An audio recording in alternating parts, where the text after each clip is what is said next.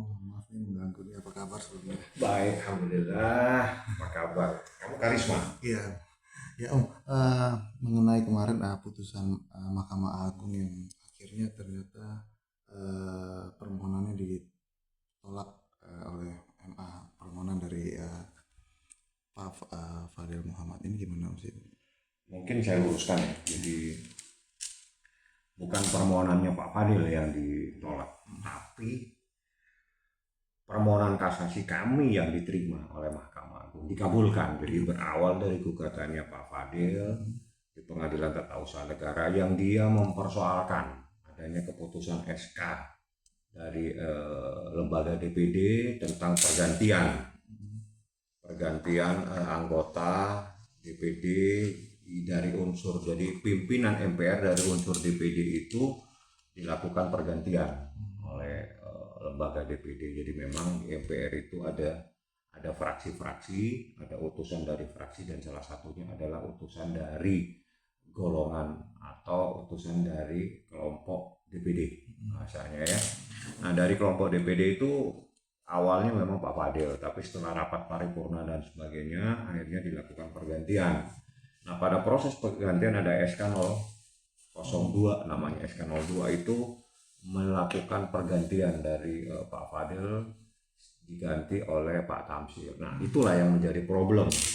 Nah, dari problem itu terus karena ada surat keputusan SK 02 DPD 1 2022-2023 ya, jadi kira-kira itu. Nah, pergantian pimpinan Majelis Permusyawaratan Rakyat Republik Indonesia dari unsur Dewan Perwakilan Daerah Republik Indonesia tahun 2022-2023. Nah, itu adalah surat keputusan DPD. Nah, itu diganti dan itu menjadi kewenangan mutlak dari lembaga DPD. Nah, karena persoalan itu Pak Fadil mengajukan gugatan di PT UN. Dalam proses berjalan, pada tingkat pertama surat keputusan DPD itu dibatalkan. Pada tingkat banding dikuatkan putusan Pengadilan Tata Usaha Negaranya sehingga SK 02, bahasanya itu SK 02 dari lembaga DPD itu dibatalkan. Namun pada akhirnya di Mahkamah Agung saya yang mengajukan kasasi. Putusan Mahkamah Agung itu adalah membenarkan, mengabulkan permohonan kasasi kami karena ada beberapa hal yang paling prinsip. Nah, di situ bahwa ada dalam putusannya itu dikutip ya. Jadi kami memang, saya selaku kuasa hukum Pak Lanyala, khususnya pimpinan DPD, saya mengajukan beberapa keberatan yang namanya dalam hukum itu eksepsi. Yang pertama itu eksepsi tentang kompetensi kewenangan absolut.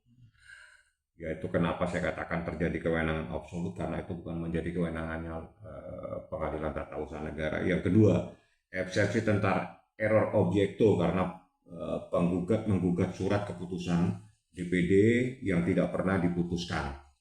Eksepsi tentang surat keputusan DPD tentang pergantian pimpinan Majelis Permusyawaratan Rakyat Republik Indonesia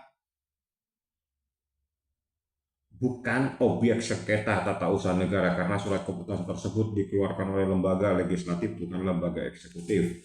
Yang keempat, saya mengajukan eksepsi tentang surat keputusan Dewan Perwakilan Daerah Republik Indonesia nomor 2 DPD garing 1 garing 2022 tentang penggantian pimpinan Majelis Permusyawaratan Rakyat Republik Indonesia dari unsur Dewan Perwakilan Daerah Republik Indonesia tahun 2022 bukan merupakan objek sengketa tata usaha negara karena surat tersebut tidak bersifat final.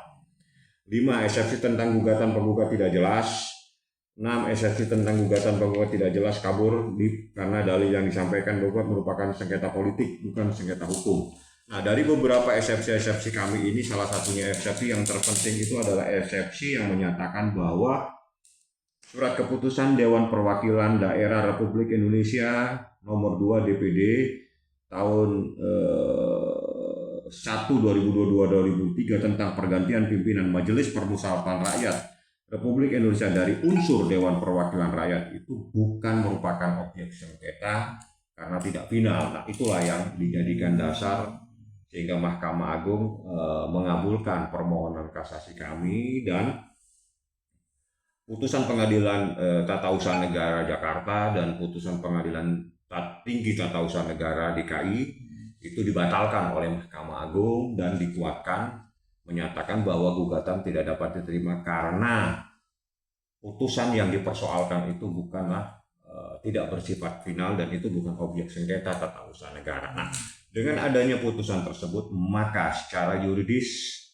wajib lembaga MPR, khususnya pimpinan MPR, segera untuk melaksanakan putusan tersebut dan melaksanakan surat keputusan dari DPD tentang pergantian, sebagaimana surat keputusan DPD nomor 2 tentang pergantian pimpinan Majelis Permusyawaratan Rakyat dari unsur DPD tahun 2022 dan sekarang harus dilaksanakan. Nah, itulah yang jadi problem dan ini wajib dilaksanakan karena begini, ini ada sebuah lembaga, jadi lembaga itu saya ibaratkan sebuah hal yang bersifat absolut, bahwa ini adalah kewenangan absolut daripada lembaga DPD. Kalau lembaga DPD ingin menggantikan daripada anggotanya yang diusulkan di satu lembaga, misalnya lembaga MPR, harusnya dipatuhi dan dihormatilah oleh pimpinan yang ada di MPR. Jadi saya harapkan segera dilaksanakan ini supaya semua tertib dan menghormati proses hukum, tidak ada lagi yang terus tidak ingin melaksanakan. Jadi hormatilah satu sama lain. Satu sama lain ini, lembaga ini adalah lembaga yang diatur oleh Undang-Undang Dasar 45 yang dituangkan dalam bentuk undang-undang masing-masing.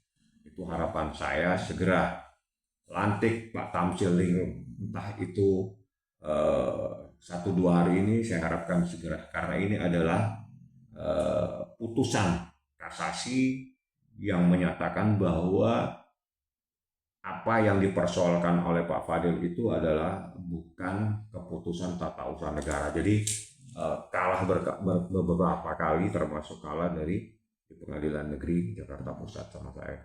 Seperti itu.